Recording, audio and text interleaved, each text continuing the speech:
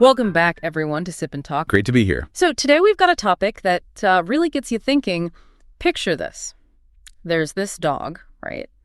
Barking like crazy behind a door. Sounds really fierce. But then someone actually opens the door. What happens? Does it, charge out and attack? Or does it maybe hesitate? Maybe even back off now that the barrier's gone? That's a perfect analogy. It really captures the question we're digging into today. You know, our friends over in Taiwan, and really anyone watching the situation in the Pacific, they're asking, okay, China talks tough, but what are the real options? Exactly. Are we talking about, massive bombing, a blockade, or is it something sneakier, something working from the inside? Right. So today we're going to try and cut through the noise. Yeah. We'll look at the military side, the political angles, the psychology, basically lay out the facts as clearly as we can, using the analysis available. No spin, just what the data suggests. Okay, sounds good. And look, we're not trying to predict the future here. Nobody can. But we can analyze the situation based on solid info. So before we get into the weeds, let's just lay out 3 key takeaways right up front. These are kind of the bedrock conclusions. Good idea. First one, a huge actual amphibious landing, ships, tanks, thousands of troops hitting the beaches. That is just incredibly, incredibly difficult. Historically, one of the hardest things any military can attempt. Mm-hmm. You need everything going right at once. Logistics, controlling the air, controlling the sea, keeping supplies flowing. It's not something you just do. Think about D-Day. The Allies needed years. Overwhelming power. And even then, it was really touch and go. Absolutely. Okay, second point. Second, just bombing Taiwan heavily, sure, it makes a statement. It releases pressure, maybe. But does it achieve the real goal? Probably not. Right. It caused a lot of damage, a lot of pain, yes. But the actual political objective, long-term control governing the place, the cost in international backlash, sanctions, maybe even intervention, it just seems way higher than any potential gain. Yeah. The math doesn't really add up strategically. And the third point, which is maybe the most relevant day-to-day, the most practical path, and frankly the lowest cost for China, seems to be this mix of blockade, these constant gray zone pressures, and something called the United Front Tongzhan. Ah, yes, Tongzhan. Yeah, it's basically like instead of kicking the door down, you're sliding leaflets underneath, maybe bribing the guards or convincing people inside to just open it for you. It's slower, quieter, but potentially really effective and much less risky internationally. But, and this is really important, we have to add that Taiwan isn't just sitting there waiting. They've been working hard on their defense strategy. Remember we talked about their T-dome air defense integration? Right, the layered system. Exactly. Plus, dispersing their forces, making them mobile. Yeah. It all adds up to making them much tougher to knock out quickly. So a short air campaign, a limited attack, probably not going to deliver that decisive win. Which it kind of explains why we see so many military drills and flybys, right? It's more about showing muscle, deterrence. It's signaling. It's projecting threat, maintaining pressure, rather than necessarily being the immediate prelude to an all-out assault. Okay, so here's the plan for today. We're going to break down those military options first, the bombing, the blockade, the big landing.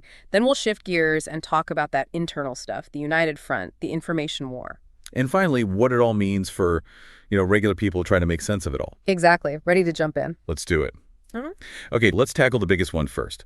The full-scale amphibious invasion. This is like the classic military solution, right? Storm the beaches, take the capital. The most decisive if you can pull it off. But that's a huge if. It really is. And if we use D-Day, the Normandy landings, as our benchmark for difficulty, well, invading Taiwan looks like it's in a whole different league. D-Day is already legendary for its complexity, the planning, the secrecy, the sheer scale. Right.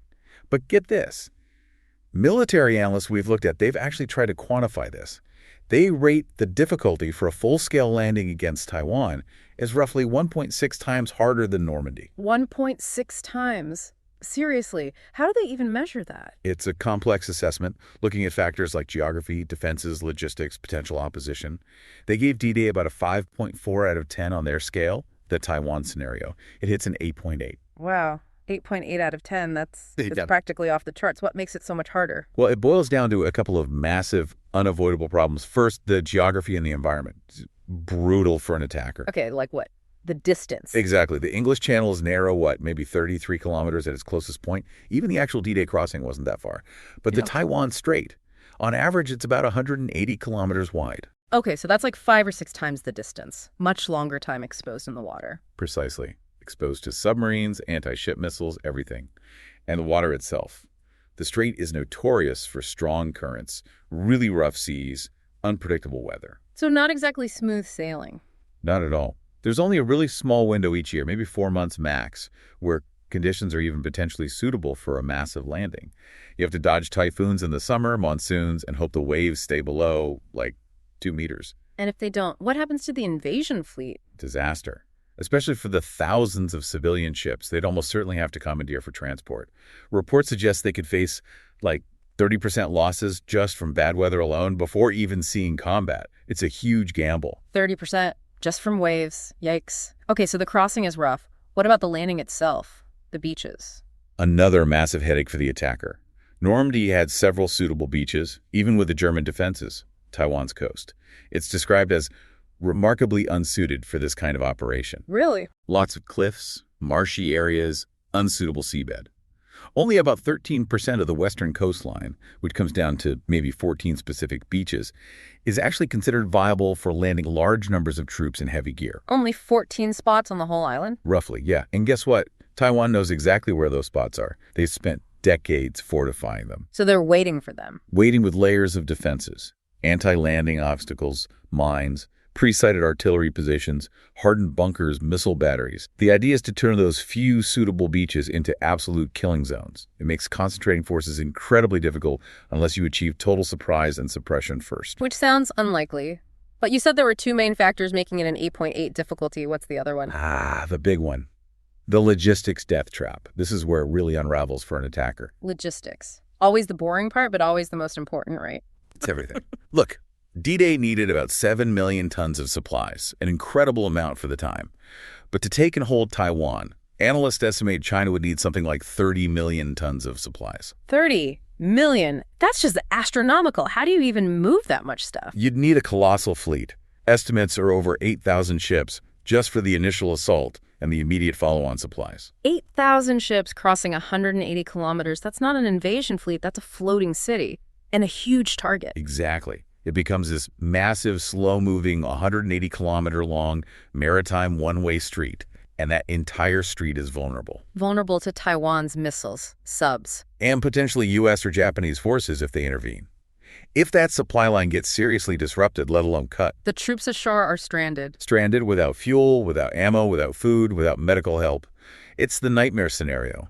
China actually learned this the hard way back in 1949 at the Battle of Kinmen. Their troops got ashore, the supply lines were cut, and well, it was a disaster for them. Okay, so supply lines are a massive vulnerability. What about getting supplies ashore even if they make it across? D-Day had the Mulberry Harbors, right? Right, those amazing artificial harbors they built in like 48 hours. That was crucial. Taiwan doesn't offer that kind of easy setup. An invader would have to capture an existing port, which would be heavily defended and likely damaged. Or try to build their own temporary docks. Yeah, like floating piers. But those are incredibly vulnerable. Sitting ducks for missile attacks, it's a huge bottleneck. And then there's the whole air and sea control issue. D-Day worked because the Allies basically owned the sky and the sea. Absolute dominance. The Luftwaffe and German Navy were practically non-factors by then. But in the Taiwan Strait today, China would have to first neutralize Taiwan's really dense, sophisticated air defense network. Patriots, Skybow missiles, anti-ship missiles. Plus always worrying about the U.S. and Japan potentially jumping in. Which makes achieving that kind of total sustained air and sea control needed for a landing. Well, the experts we read basically call it almost impossible. Okay, so let's recap part 1. Invading Taiwan is like trying to move your entire house across a stormy 180-kilometer-wide river using thousands of leaky boats, knowing the other side has machine guns aimed at the only 14 possible landing spots, and you might run out of gas halfway across. Yeah, that paints a pretty accurate picture of an 8.8 difficulty rating. It's just an incredibly daunting military challenge. All right, so if the full invasion is basically a nightmare scenario, rated 8.8 difficulty, what's plan B? The thinking usually goes towards a massive air and missile attack first, right? Like shock and awe. Yeah, that's widely seen as the most likely opening move. You try to overwhelm Taiwan's defenses, destroy their command and control, cripple their air force and navy, break their will to fight, all with missiles and air power. And China certainly has the firepower for that, don't they? We hear numbers like, what, 3,000 aircraft? Yeah. Over 1,500 missiles pointed at Taiwan. The numbers are definitely significant. That kind of saturation attack capability is real, and it's designed to paralyze the island's resistance quickly. On paper, it looks terrifying. There's always a but. There's always a but. And the but here is Taiwan's defense strategy. It's all about density and resilience. Okay, what does that mean in practice? They're not top 5 globally in military size. Not in overall size, no. They trail the U.S., maybe Russia, Israel in some areas. But when you look specifically at air defense, especially against missiles, and you measure the density of those defenses, how many launchers per square kilometer, Taiwan ranks really high, probably top 10 or 15 globally in that specific capability. Density. Why is that so important for an island? Because they can layer their defenses in a very concentrated way. One statistic that just jumps out is the density of their long-range surface-to-air missile batteries. It's estimated to be something like 36 times higher than the density of similar Western systems that have been used in Ukraine. Wait, 36 times? 36 times the concentration. So any incoming attack faces a much thicker wall of defensive fire. That's a staggering difference. It makes it much harder to just punch through. Exactly. It's the core of their hedgehog defense idea. They use multiple layers. You got stingers for low-flying threats, their own Skybow systems for the mid-range, and then the advanced U.S. Patriot PAC-E3s for high-altitude jets and ballistic missiles. It creates this overlapping web. And this is where that T-dome concept comes in, right? To make all these different systems work together seamlessly. Precisely. T-dome isn't just one piece of hardware. It's about integrating everything. All the radars, all the sensors, all the different missile launchers, networking them together so they can share data instantly, react faster, and use the right weapon against the right threat, like Israel's Iron Dome, but tailored for Taiwan's specific threats. It sounds like they're constantly upgrading, too. What are some of the key things they're adding that keep improving this defense? Well, they're getting new F-16V fighter jets, which are much better at spotting stealthy aircraft. They're building more of their own long-range missiles, like the TKIV, that can apparently reach over 300 kilometers, potentially hitting launch sites on the mainland. Turning the tables a bit. A bit, yeah.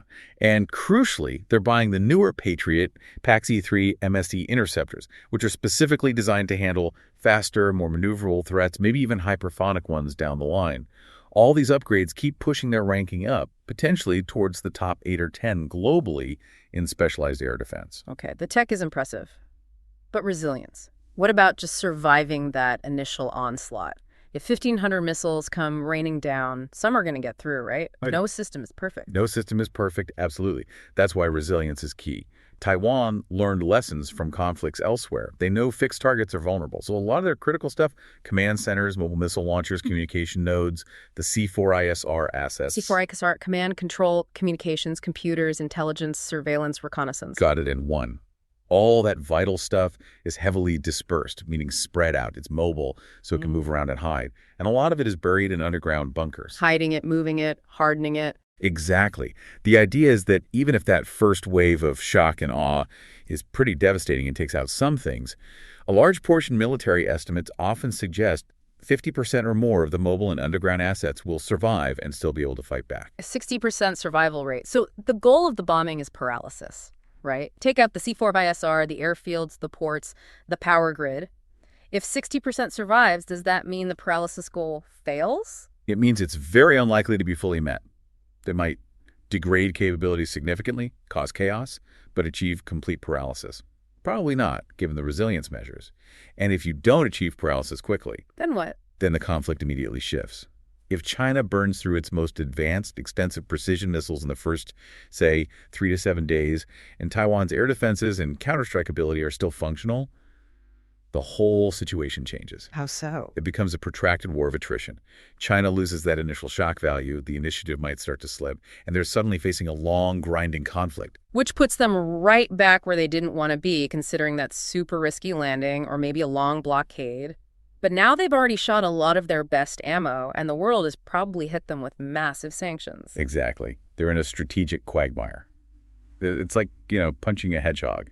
You might hurt it a bit, but mostly you just end up with a handful of spines and an angry hedgehog still sitting there. So the bombing might feel powerful, but strategically it doesn't necessarily get China closer to its ultimate political goal of controlling Taiwan.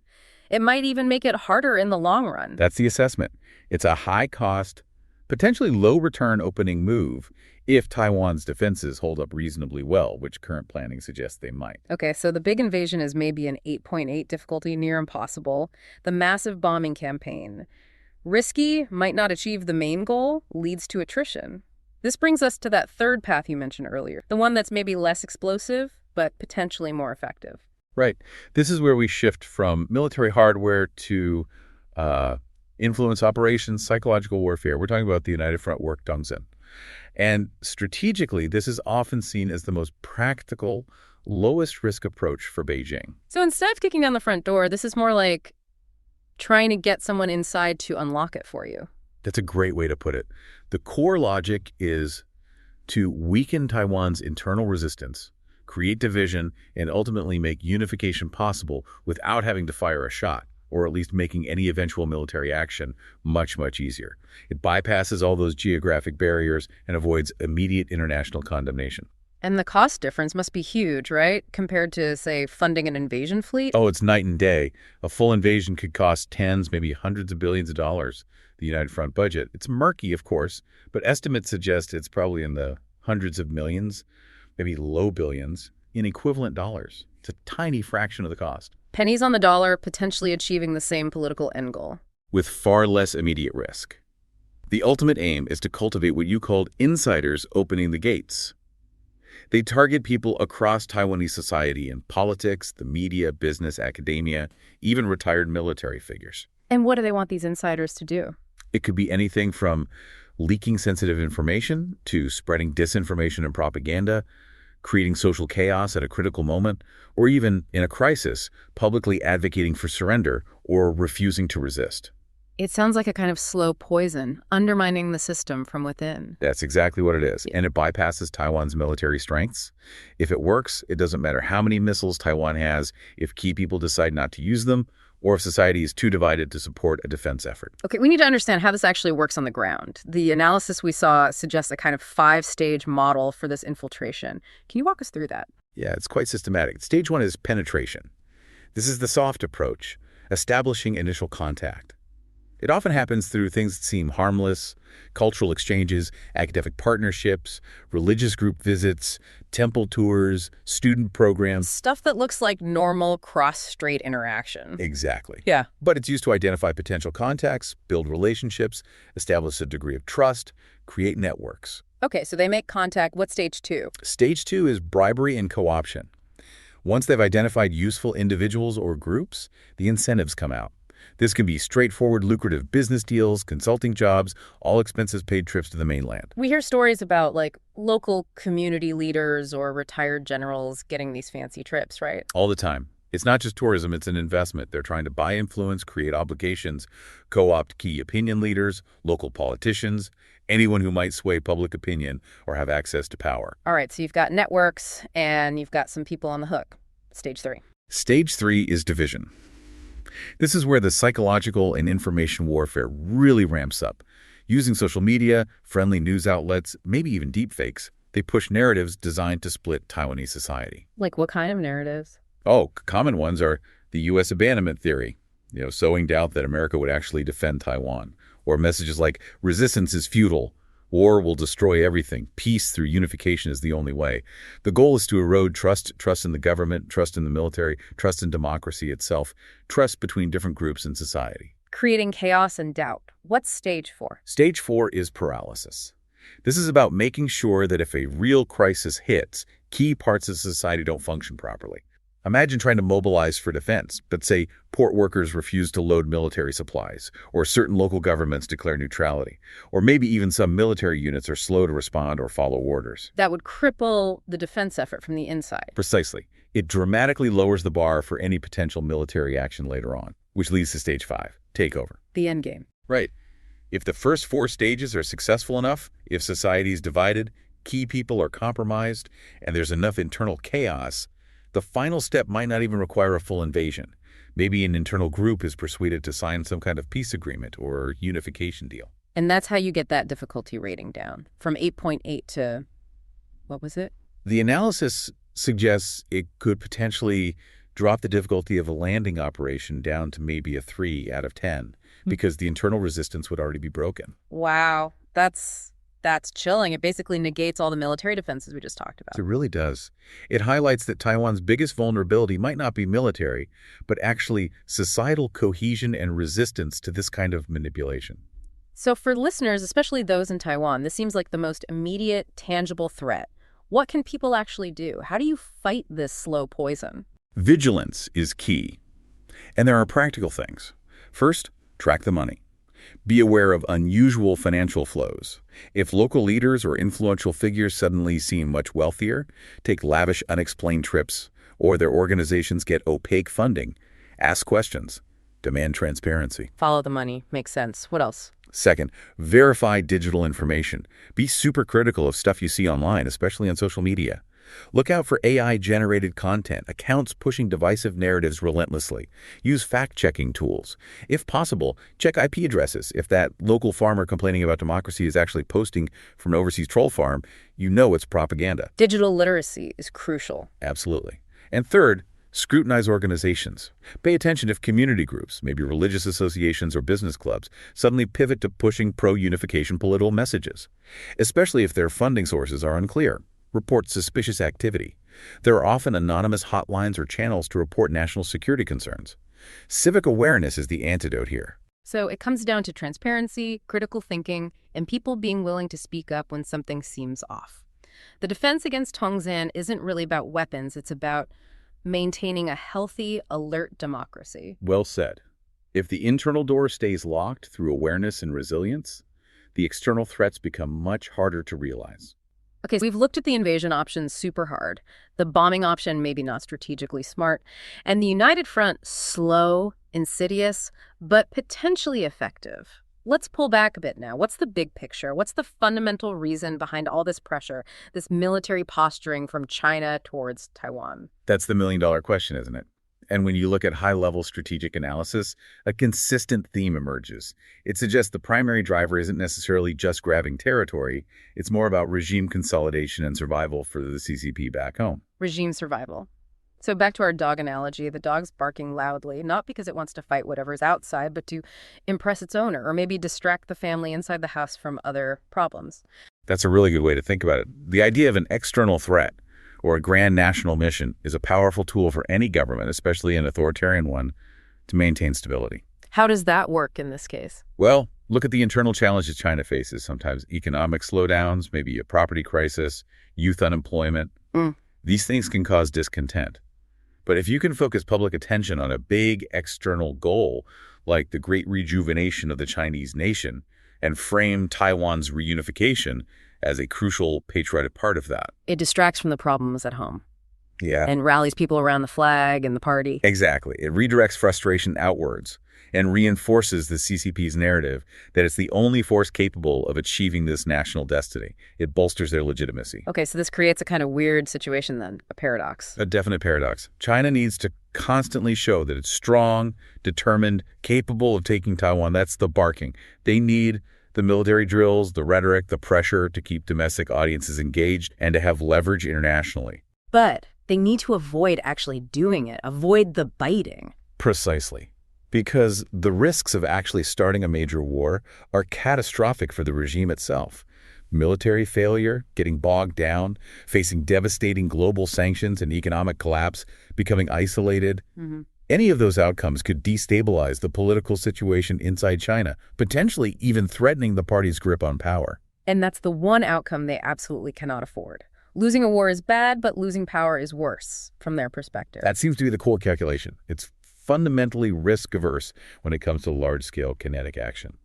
Okay, if a full invasion is too risky, what about something smaller? Like, say, trying to grab one of the offshore islands near the mainland, like Kinmen or Matsu. They're practically right there, some only a couple kilometers away. Wouldn't that be an easier win? You'd think so, but attacking those islands looks like another strategic trap. It's seen as a high-risk, low-reward move. High risk, even though they're so close. Yeah, first there's the military trap.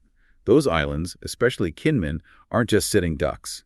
They've been fortified for over 70 years. They're basically underground fortresses riddled with tunnels, bunkers, minefields, designed specifically to withstand invasion and prolonged siege. So not an easy nut to crack. Not at all. If China attacks with insufficient force, they risk getting bogged down or even repulsed, repeating the embarrassment of their defeat there in 1949, that would be politically damaging for the current leadership. And if they go in really heavy with overwhelming force, then they're diverting massive resources, elite troops, landing craft, air support away from the main prize, Taiwan Island itself, and potentially revealing tactics or capabilities they'd rather keep hidden. It's an inefficient use of force for very little strategic gain toward the ultimate goal of controlling Taipei. Okay, so militarily tricky. What about the political side? Even if they took Kinmen, what does that achieve? Almost nothing, politically, in terms of the bigger picture. It doesn't change the government in Taipei. But what it does do is trigger immediate massive consequences. Attacking Kinmen or Matsu is an undeniable, unambiguous first shot. No more ambiguity. Everyone knows a war has started. Exactly. That single act would likely shatter any remaining strategic ambiguity. It would probably force the U.S. and Japan to make hard commitments based on their alliances and policies. It would almost certainly trigger severe international sanctions instantly. So it basically guarantees maximum international backlash, speeds up China's isolation. All without actually getting them any closer to controlling Taiwan proper. It's seen as an escalation that brings all the pain of war without delivering the strategic prize. So attacking the little islands is kind of like poking the bear really hard, ensuring it gets angry and the whole world watches, but not actually achieving your main objective. That's a fair assessment. Which brings us back to the idea that the core strategy for Beijing is likely the value of the threat itself, meaning that maintaining constant pressure, the military exercises, the gray zone tactics, the economic coercion, the information warfare is actually safer and, in some ways, more effective for achieving their internal goals, regime stability, nationalism, than actually launching a full-blown, incredibly risky war. Keep the dog barking, because letting it off the leash is just too dangerous. The extreme difficulty of invasion, the limits of bombing, the insidious nature of the United Front. But we absolutely have to end with a really crucial warning. Okay, what's that? All this analysis showing how hard an invasion would be. It should not lead anyone, not in Taiwan, not its allies, to feel complacent. There's a real danger of false security. Right, thinking, oh, it's an 8.8 difficulty, they'll never try it. That's dangerous thinking. Very dangerous. Because hard to attack is not the same as invulnerable or secure. That 8.8 rating, it's not fixed. It depends entirely on Taiwan maintaining its readiness, its defenses, its societal unity. If vigilance slips, if preparedness degrades, that number starts to drop. Complacency is the enemy here. It really is. True security for Taiwan relies on strengthening what you could call the 3 pillars of non-surrender. And all 3 need to be strong simultaneously. Okay, what are the 3 pillars? Pillar 1 is obvious: military defense. Continued investment in those asymmetric capabilities we talked about, the missiles, the integrated T-dome air defense, mobile forces, reserves, making sure the military costs of invasion remains prohibitively astronomically high. That's deterrence through strength. Makes sense. Pillar 2. Pillar 2 is societal resilience. This is the defense against the United Front, the cognitive warfare, the infiltration. It means actively resisting disinformation, strengthening critical infrastructure, boosting media literacy, ensuring transparency, fighting corruption, recognizing that the most immediate threat might not be a missile, but internal division or apathy. So hardening the society just as much as the military. What's the 3rd pillar? The 3rd pillar is pursuing peace from a position of strength. This means being willing to engage, to talk, but never out of desperation or weakness. And critically, it means demonstrating the will to defend yourself. International support, especially from the U.S. and other allies, really hinges on that. You mean allies are more likely to help if they see Taiwan is determined to fight for itself? Absolutely. No country is going to sacrifice its own resources, potentially its own people, for an ally that isn't fully committed to its own defense. The will to resist is fundamental to attracting and sustaining international support. So, military strength, societal resilience, and the demonstrated will to fight all 3 legs of the stool need to be solid. Exactly. It's a continuous effort on all fronts. You know, listening to all this, the real victory isn't necessarily about winning a hypothetical war. It's about making sure that war never happens in the first place, through sustained readiness, alertness, and unity. And just to be clear, our conversation today, drawing on various analyses, has been about exploring strategic possibilities and military realities. It's intended to inform, to encourage independent thinking about these really complex issues. It's absolutely not meant as a criticism or judgment of any particular country or people, just laying out the strategic landscape as best we can. Well put. And maybe my final thought on all this is, It seems China is kind of caught in a strategic bind. Invading Taiwan looks like an unachievable dream militarily, given the costs and risks. But completely abandoning that dream could shake the CCP's legitimacy at home. A difficult position. So as long as Taiwan and its supporters can keep the cost of biting the actual attack far higher and riskier than the cost of disbarking, and crucially, keep that internal door locked tight against the united front, maybe they can navigate this indefinitely. It becomes a game of endurance. A long game, for sure. All right, that feels like a good place to wrap up this discussion for today on Sip and Talk. Huge thanks for tuning in and thinking through this with us. If you found this valuable, please do subscribe to Sip and Talk wherever you listen to your audio. And hey, if you need something a bit lighter after all this heavy geopolitical talk, check out our good friend Mickey's YouTube channel. It's called Mickytolife. Lots of fun travel stuff and memes over there. M-I-C-K-Y to life. Definitely worth a look. Okay, everyone, thanks again for joining us. We'll see you next time.